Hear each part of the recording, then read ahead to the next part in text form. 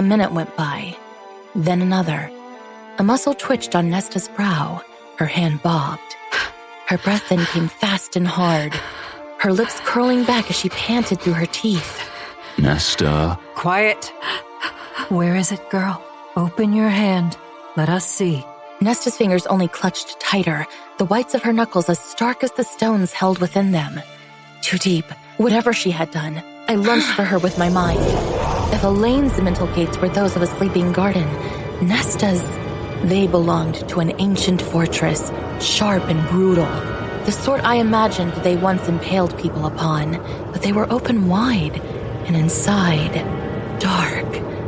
Like I had never known, even with Rhysand. Nesta! I took a step into her mind. The images slammed into me. One after one after one, I saw them. The army that stretched into the horizon. The weapons, the hate, their sheer size.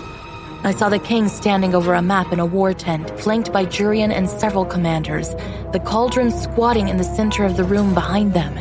And there was Nesta, standing in that tent, watching the king, the cauldron, frozen in place, with undiluted fear. Nesta, she did not seem to hear me as she stared at them. I reached for her hand. You found it. I see where it is. Nesta's face was bloodless, but she at last dragged her attention to me. Feyre?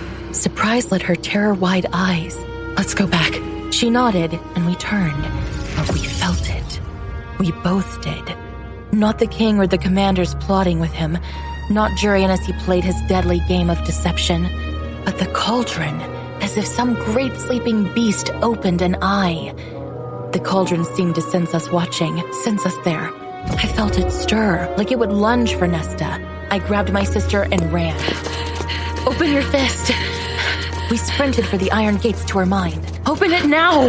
That monstrous force swelled behind us, a black wave rising up. Open it now, or we'll get in here! Open it now, Nesta!